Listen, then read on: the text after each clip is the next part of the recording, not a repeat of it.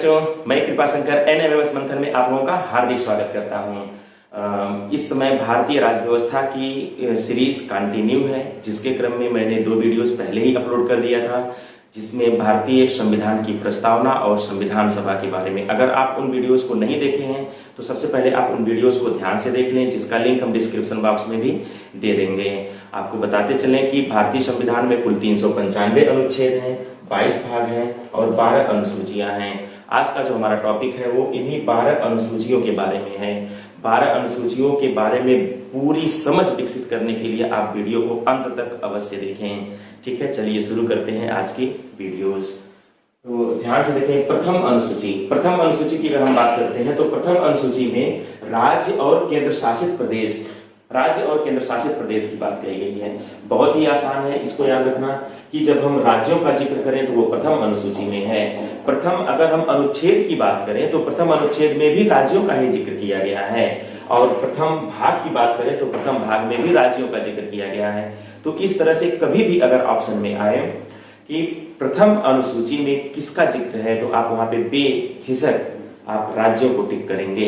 राज्यों और केंद्र शासित प्रदेश के न्यायिक क्षेत्र के बारे में, उनके सीमावर्ती क्षेत्र के बारे में जिक्र किया गया है। तो नाम के बारे में, न्यायिक क्षेत्र के बारे में, सीमाओं के बारे में जिक्र किया गया है। तो इस तरह से आप बिल्कुल आसानी से याद कर सकते हैं कि अगर हम प्रथम की बात कही जाए, चाहे वो अनुसूची हो, चाहे वो अनुच्छेद हो, चाहे वह भाग हो, तो वहां पे राज्यों और केंद्र शासित प्रदेश, उनके नाम, उनके क्षेत्र और उनकी सीमाओं के बारे में डिस्कस किया गया है। द्वितीय अनुसूची के बारे में अगर हम बात करें तो द्वितीय अनुसूची में वेतन और भत्ते की बात कही गई है। अब बात आती है किसके वेतन और भत्ते की बात कही गई है, तो जो उच्च संवैधानिक पद हैं उनके वेतन और भत्ते की बात कही गई है। जैसे राष्ट्रपति के वेतन और भत्ते की बात कही गई है, राज्यपाल के वेतन और भत्ते की बात कही गई है, न्यायाधीश चाहे वो सुप्रीम कोर्ट का हो या फिर हाई कोर्ट के न्यायाधीश हो, तो सुप्रीम कोर्ट और हाई कोर्ट दोनों न्यायाधीशों के बारे में बात कही गई है। लोकसभा अध्यक्ष, लोकसभा उपाध्यक्ष और राज्यसभा के सभापति और राज्यसभा के उपसभापति, ऐसे जितने भी उच्च संवैधानिक पद आप दिखते हैं उन सभी लोगों के वेतन और भत्ते की बात कही गई है। तो दूसरे अनुसूची में वेतन और भत्ते, पहला अनुसूची राज्यों से संबंधित, दूसरा अनुसूची वेतन और भत्ते से संबंधित। ठीक है, तीसरी अनुसूची की अगर हम बात करें तो शपथ की बात कही गई है। शपथ की बात, अब किसके शपथ की बात कही गई है तो उसमें अगर हम बात करें तो संघ के मंत्री, सदस्य और न्यायाधीश में अगर हम बात करें तो वो सुप्रीम कोर्ट के न्यायाधीश या हाई कोर्ट के न्यायाधीश की बात कही गई है। तो हाई कोर्ट के न्यायाधीश की शपथ के बारे में बात कही गई है। तो आप ध्यान से देखें, इस तरह से हम पहले 3 को याद कर लेते हैं। पहला 3 आप लोग अच्छे से याद हो जाना चाहिए। प्रथम अनुसूची में राज्यों का जिक्र किया गया है, दूसरे अनुसूची में वेतन और भत्ते का जिक्र किया गया है, और तीसरे अनुसूची में शपथ का जिक्र किया गया है। पहले अनुसूची में राज्यों का जिक्र, दूसरे अनुसूची में वेतन और भत्ता, तीसरे में शपथ। तो आई थिंक आप सभी लोगों को ये तीनों अनुसूचियां अच्छे से तैयार हो गया होगा। 3 का सेट बना करके तैयार करिए। ठीक है, अब हम लोग अगले 3 को तैयार करते हैं। तो अगले 3 की अगर हम बात करें तो ध्यान से देखें, चौथी अनुसूची में राज्यसभा में सीटों का आवंटन, तो राज्यों और केंद्र शासित प्रदेश दोनों के लिए राज्यसभा में कितनी सीटें निर्धारित की जाएंगी। उत्तर प्रदेश के लिए राज्यसभा में कितनी सीटें निर्धारित की जाएंगी, ऐसे ही बिहार के लिए, ऐसे ही अन्य जो अदर स्टेट हैं उनके लिए राज्यसभा में कितनी सीटें आरक्षित किया जाएगा, या फिर केंद्र शासित प्रदेश के लिए राज्यसभा में कितनी सीटें आरक्षित की जाएंगी। तो इस तरह से सीटों का जो आवंटन है राज्यसभा में वो चौथी अनुसूची में कहा गया है। तो आप बहुत आसानी से इसको भी याद कर सकते हैं कि राज्यसभा में सीटों का आवंटन किस अनुसूची के तहत है, तो राज्यसभा में सीटों का आवंटन चौथी अनुसूची के तहत है। अगर हम आर्टिकल की बात करें, अनुच्छेद की बात करें, तो अनुच्छेद 80 में भी इसका जिक्र किया गया है चौथी अनुसूची का। तो आप ध्यान से देखें, चौथी अनुसूची राज्यसभा में सीटों का आवंटन, तो चौथी अनुसूची आपको याद हो गई होगी। 5वीं अनुसूची बहुत ही आसान है। 5वीं अनुसूची की बात करेंगे तो जनजाति या फिर अनुसूचित जाति या जनजाति, अनुसूचित जाति और जनजाति के प्रशासन के बारे में, अनुसूचित जाति और जनजाति के प्रशासन के बारे में अगर हम बात करते हैं तो वो 5वीं अनुसूची के तहत रखा गया है। तो अनुसूचित और जनजातीय क्षेत्रों के प्रशासन के बारे में 5वीं अनुसूची में जिक्र किया गया है। तो इस तरह से आप 5वीं अनुसूची को भी आप याद कर सकते हैं। 5वीं अनुसूची में क्या है? अनुसूचित जाति, अनुसूचित और जनजातीय क्षेत्र के प्रशासन के बारे में। और 6वीं अनुसूची में क्या कहा गया है? 6वीं अनुसूची में पूर्वोत्तर क्षेत्र के जितने भी राज्य हैं उनके, पूर्वोत्तर क्षेत्र के जितने भी राज्य हैं उनमें जो निवास करने वाली जनजाति है उनके प्रशासन के बारे में। पूर्वोत्तर राज्य की अगर हम बात करें तो आप ऐसे ध्यान से देख सकते हैं।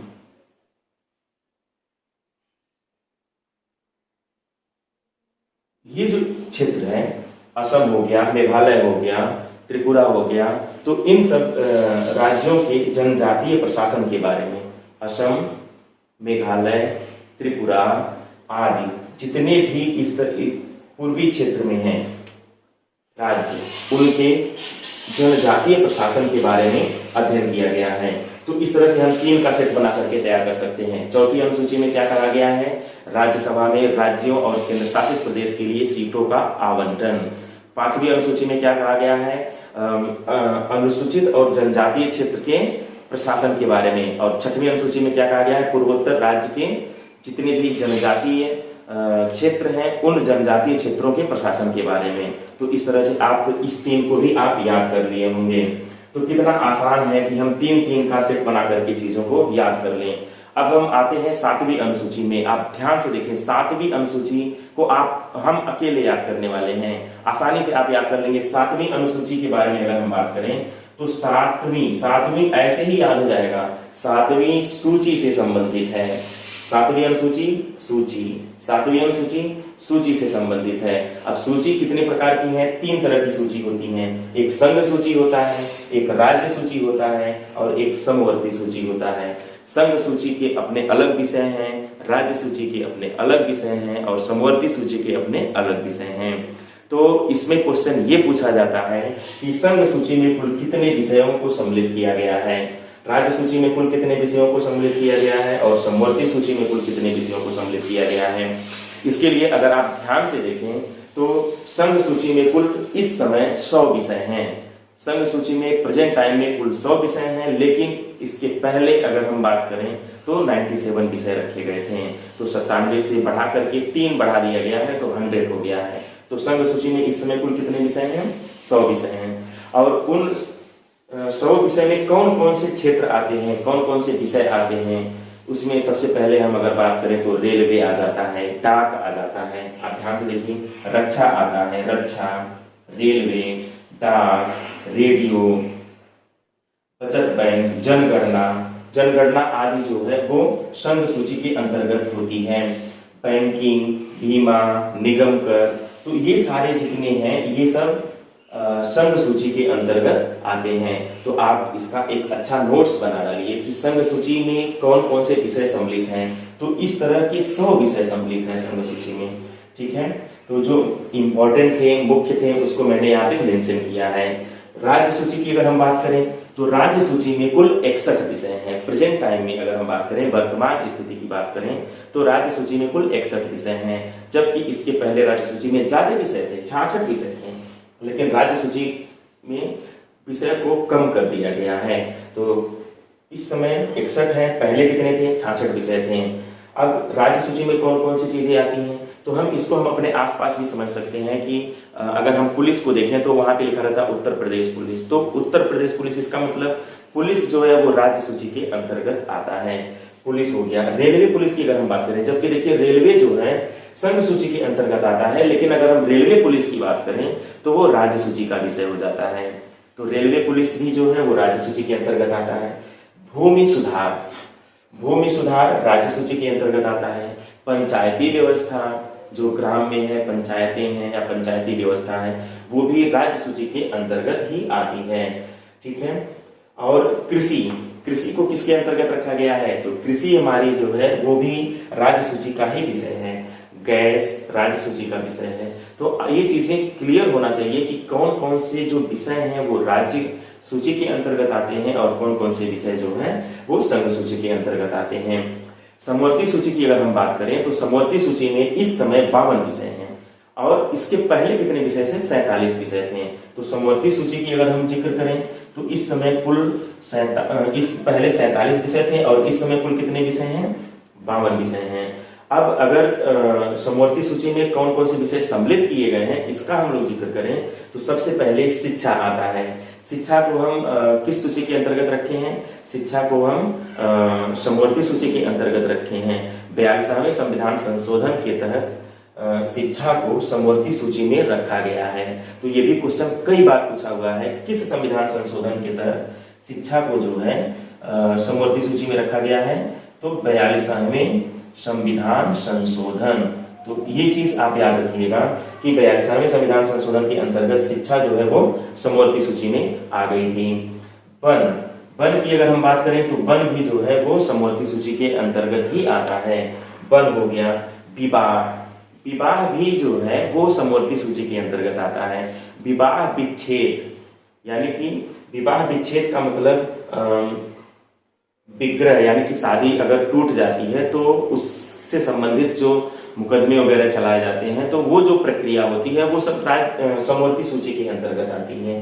तो विवाह हो गया, विवाह विच्छेद हो गया, या फिर गोद लेने की प्रथा। बहुत इंपॉर्टेंट चीज है कि गोद लेने की प्रथा को किस सूची के अंतर्गत रखा जाएगा, तो जो गोद लेने की प्रथा है वो समवर्ती सूची के अंतर्गत आता है। अगर हम बात करें 8वीं अनुसूची की, तो 8वीं अनुसूची में भाषा का वर्णन किया गया है। 8वीं अनुसूची में भाषा, 8वीं अनुसूची भाषा से संबंधित है। पहले 14 भाषाओं को मान्यता मिला था और अब यह बढ़ करके हो गया है 22। तो 14 से 22 जो भाषाएं जुड़ी हुई हैं वो किसी न किसी संविधान संशोधन के तहत जुड़ी होती हैं। तो यही क्वेश्चन पूछा जाता है कि कौन सी भाषा किस संविधान संशोधन के तहत किस सन में जोड़ी गई है। तो इसके लिए आप ध्यान से देखें। सबसे पहले सिंधी को जोड़ा गया था। सिंधी को किस संविधान संशोधन के तहत जोड़ा गया था, तो सिंधी भाषा को 21वें संविधान संशोधन 1967 ईस्वी में जोड़ा गया था। 21वें संविधान संशोधन 1967। तो आप ऐसे इसको याद रख सकते हैं, 21वां संविधान संशोधन 1967 ईस्वी। अगर हम बात करें नेपाली, मणिपुरी, कोंकणी, 3 और भाषाओं की, तो 3 और भाषाओं को किस संविधान संशोधन के तहत जोड़ा गया, तो 71वें संविधान संशोधन के तहत जोड़ा गया। पहले 21वां संविधान संशोधन, फिर 71वां संविधान संशोधन। यह भी क्वेश्चन पूछता है कि किस संविधान संशोधन के तहत मैथिली, नेपाली, मणिपुरी और कोंकणी भाषा को जोड़ा गया है। तो 71वें संविधान संशोधन 1992 ईस्वी को इसे जोड़ा गया है। इसको कैसे याद रखेंगे ये चीज जानना बहुत जरूरी है। जैसे अगर हम बात करें नेपाली, मणिपुरी और कोंकणी की, इसका पहला अक्षर आप ले लीजिए न, इसका मणिपुरी का पहला अक्षर म और कोंकणी का पहला अक्षर क। तो अगर हम नमक शब्द याद रखें, नमक, न से नेपाली, म से मणिपुरी, क से कोंकणी, तो बहुत आसानी से हम इसे समझ पाएंगे। नेपाली, मणिपुरी, कोंकणी को 71वें संविधान संशोधन 1992 ईस्वी में जोड़ा गया है। इसके बाद 4 और भाषाओं को जोड़ा गया है। उन 4 भाषाओं को याद करने के लिए आप बोर्ड मास से का मदद ले सकते हैं। मैथमेटिक्स का एक टर्म है, तो मैथ के हेल्प से आप इसे याद रख सकते हैं। जैसे अगर हम बात करें BODMAS, बोर्ड मास, B से बोडो, BO से कह लीजिए, BO से बोडो, D से डोगरी, M से मैथिली, M से मैथिली और MA से मैथिली और S से संथाली। तो BO से बोडो, D से डोगरी, M से मैथिली और MA से मैथिली और S से संथाली। तो बहुत आराम से अगर हम बोर्ड मास को याद कर लें तो बहुत आसानी से हम बोडो, डोगरी, मैथिली और संथाली को याद कर सकते हैं। इसे किस संविधान संशोधन के तहत जोड़ा गया है, तो बोडो, डोगरी, मैथिली और संथाली को 92वां संविधान संशोधन यानी कि 92वां संविधान संशोधन के तहत इसे जोड़ा गया है, जो कि 2003 में जोड़ा गया है। तो बोडो, डोगरी, मैथिली, संथाली 92वां संविधान संशोधन 2003। तो इस तरह से 8वीं अनुसूची से संबंधित क्वेश्चन पूछा जाता है। 8वीं अनुसूची भाषा से संबंधित है। सबसे पहले कौन सी भाषा जोड़ी गई, तो सबसे पहले सिंधी को जोड़ा गया। किस संविधान संशोधन के तहत, 21वें संविधान संशोधन के तहत। किस सन में? 1967 में जोड़ा गया। फिर नमक से हम याद करेंगे नेपाली, मणिपुरी और कोंकणी। नेपाली, मणिपुरी और कोंकणी को किस संविधान संशोधन के तहत जोड़ा गया? 71वें संविधान संशोधन के तहत जोड़ा गया। और फिर हम बोर्ड मास की मदद से बोडो, डोगरी, मैथिली और संथाली को किस संविधान संशोधन के तहत जोड़ा गया? उसे 92वां संविधान संशोधन के तहत जोड़ा गया, जो कि 2003 में जोड़ा गया है। तो इस तरह से अनुसूची से संबंधित जितने भी क्वेश्चंस हैं बहुत ही आसानी से आप इसको बना सकते हैं। इस वीडियो को एक बार, दो बार आप ध्यान से अगर देख लेंगे तो 12 अनुसूची आपके दिमाग में फीड हो जाएगा। तो आगे देखा जाए 9वीं अनुसूची के बारे में। 9वीं अनुसूची बहुत ज्यादा इंपॉर्टेंट। 9वीं अनुसूची, अगर हम बात करें 9वीं अनुसूची को, तो इसे प्रथम संविधान संशोधन के तहत जोड़ा गया था, जिसमें कौन सा विषय रखा गया है? भूमि सुधार से संबंधित विषय को इसमें रखा गया है। तो भूमि सुधार किस अनुसूची से संबंधित है? कई बार ये क्वेश्चन पूछा हुआ है कि भूमि सुधार से संबंधित कौन सा अनुसूची है, या इस क्वेश्चन को आने की प्रबल संभावना है। तो इसका आंसर हो जाएगा 9वीं अनुसूची। भूमि सुधार 9वीं अनुसूची। अगर हम बात करें भूमि सुधार को किस सूची में रखा गया है, तो अगर भूमि सुधार को सूची की बात किया जाए तो इसे राज्य सूची के अंतर्गत रखा गया है। आप ध्यान से यहां देख सकते हैं, यह राज्य सूची का विषय है। भूमि सुधार राज्य सूची का विषय है। तो यह भी क्वेश्चन पूछा जा सकता है कि भूमि सुधार किस अनुसूची में है, किस विषय से संबंधित है, किस सूची में इसको रखा गया है। तो किस अनुसूची में है? 9वीं अनुसूची में है। और किस सूची में है? राज्य सूची, संघ सूची या समवर्ती सूची? तो राज्य सूची में है। तो भूमि सुधार से संबंधित आप जान गए। इसे किस संविधान संशोधन के तहत जोड़ा गया होगा? इसे प्रथम संविधान संशोधन के तहत जोड़ा गया होगा। इसमें संविधान संशोधन करने की क्यों आवश्यकता पड़ी? क्योंकि पहले जो है 8 ही अनुसूची थी। जब हमारा संविधान बनकर तैयार हुआ तो उसमें 395 अनुच्छेद, 22 भाग और 8 अनुसूची थी। तो जब 8 अनुसूची थी, अगर हम 9वीं अनुसूची जोड़ते हैं तो हमें संविधान संशोधन करने की आवश्यकता पड़ती है। तो 1951 ईस्वी में ही सबसे पहले प्रथम संविधान संशोधन के ही तहत 9वीं अनुसूची को जोड़ा गया है। तो 9वीं अनुसूची आप लोगों को बिल्कुल याद हो गया होगा। 9वीं अनुसूची पहले संविधान संशोधन कब जोड़ा गया? 1951 में जोड़ा गया था। किससे संबंधित है? तो भूमि सुधार से संबंधित है। और भूमि सुधार किसका विषय है? तो वो राज्य सूची का विषय है। तो इतने सारे पॉइंट्स आप 9वीं अनुसूची से जान सकते हैं। इसका आप एक अलग से अच्छा नोट्स बना लीजिएगा। जो भारतीय संविधान का एक शानदार नोट्स आप खुद बनाइए और उसको खुद तैयार करिए। अपने हाथ का नोट्स बनाया हुआ बहुत कम समय में आप उसे तैयार कर सकते हैं। वीडियोस को एक बार, दो बार देखेंगे और खुद का नोट्स रहेगा तो आप बहुत ही आसानी से इसे समझ भी सकते हैं और सीख भी सकते हैं, और एग्जाम में पूरे क्वेश्चंस आप बना के आएंगे। ठीक है। अगर हम बात करें 10वीं अनुसूची, 10वीं अनुसूची के बारे में अगर हम बात करें तो 10वीं अनुसूची किससे संबंधित है? तो बहुत ही आसान है, इसे आप कभी भूलेंगे ही नहीं। 10वां दल बदल। 10वीं अनुसूची किससे संबंधित है? दल बदल से संबंधित है। तो 10वीं अनुसूची दल बदल से संबंधित है। ये कब आया? 10वीं अनुसूची 52वां संविधान संशोधन किया गया 1985 ईस्वी में। यह दल बदल कानून से संबंधित है। तो 10वीं अनुसूची किससे संबंधित है? दल बदल से संबंधित है। बस उसमें दल बदल ही ऑप्शन में आएगा, आप उसको टिक कर दीजिएगा। दल से 10वीं, दल से दल बदल, कितना आसानी से आप याद कर सकते हैं। किस संविधान संशोधन के तहत हुआ है? 52वां संविधान संशोधन। कब हुआ था? 1985 ईस्वी को हुआ था। अगर हम बात करें 11वीं अनुसूची को, तो 11वीं अनुसूची जो है, 11वीं अनुसूची पंचायती व्यवस्था से संबंधित है। बहुत ही इंपॉर्टेंट है। जो पंचायती व्यवस्था है वो 11वीं अनुसूची के अंतर्गत रखा गया है। और 11वीं अनुसूची को कब जोड़ा गया था? तो 11वीं अनुसूची को 1992 ईस्वी में जोड़ा गया था और यह प्रभावी हुआ था 1993 ईस्वी में। तो 1992-93 में 11वीं अनुसूची को जोड़ा गया। इसमें क्या है? पंचायती व्यवस्था के बारे में वर्णन किया गया है। किस संविधान संशोधन के तहत इसे जोड़ा गया था? तो 73वें संविधान संशोधन। Very very important. 11वीं अनुसूची किस संविधान संशोधन के तहत जोड़ी गई थी? तो 73वें संविधान संशोधन के तहत 11वीं अनुसूची जोड़ी गई थी। इसमें कौन सा विषय है? पंचायती व्यवस्था के बारे में जिक्र किया गया है। इसमें कुल कितने विषय हैं? ये भी कभी कभी एक बार ये क्वेश्चन पूछा हुआ था कि इसमें कुल कितने विषय हैं। तो 11वीं अनुसूची में कुल 29 विषय हैं। तो अगर ऐसा क्वेश्चन पूछता है कि इसमें कुल कितने विषय हैं, तो आप इसका आंसर कर सकते हैं 29 विषय इसमें हैं। 12वीं अनुसूची, ये लास्ट है 12वीं अनुसूची। 12वीं अनुसूची नगर प्रशासन से संबंधित है। 12वीं अनुसूची किससे संबंधित है? नगर प्रशासन से। इसे किस संविधान संशोधन के तहत जोड़ा गया था? 74वें संविधान संशोधन। 73वें में पंचायती व्यवस्था, 74वें संविधान संशोधन में नगर का प्रशासन। तो ये देखिए दोनों प्रशासन, गांव का प्रशासन और नगर का प्रशासन, शहर का प्रशासन, दोनों की व्यवस्था जो है 11वीं और 12वीं अनुसूची के अंतर्गत किया गया। एक ही सन में 1992-93 में ये भी 73वें संविधान संशोधन के तहत और ये 74वें संविधान संशोधन के तहत। तो इस तरह से आप बिल्कुल 12 अनुसूची एक बार इस वीडियो को ध्यान से देखेंगे या 2 बार इस वीडियो को ध्यान से देखेंगे तो याद हो जाएगा, और इसका आप एक अच्छा नोट्स बना डालिएगा और नोट्स बना करके अच्छे से तैयार कर लीजिएगा। तो एक बार हम समराइज कर देते हैं इसको कि प्रथम अनुसूची में क्या कहा गया था। प्रथम अनुसूची राज्यों से संबंधित है। प्रथम अनुसूची की बात करें तो उसमें राज्य और केंद्र शासित प्रदेश से संबंधित प्रथम अनुसूची है।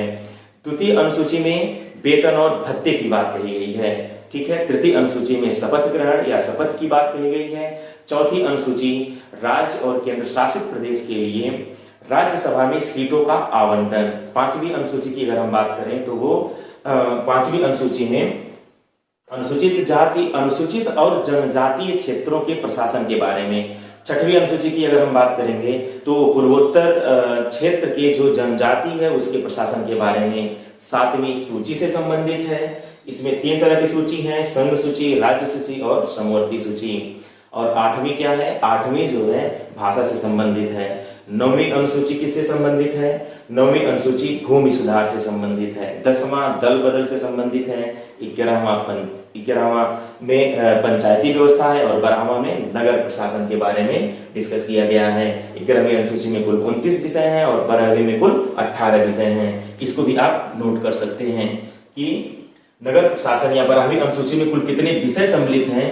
तो कुल कितने विषय सम्मिलित हैं? इसमें 18 विषय सम्मिलित हैं। तो इस तरह से अगर आपको हमारी वीडियो अच्छी लगी हो तो आप इसे सब्सक्राइब करिएगा, लाइक करिएगा और बेल आइकन को प्रेस करना मत भूलिएगा, ताकि हमारा जो आगे का नोटिफिकेशन है वो आप तक आसानी से प्राप्त होता रहे। Okay, thank you.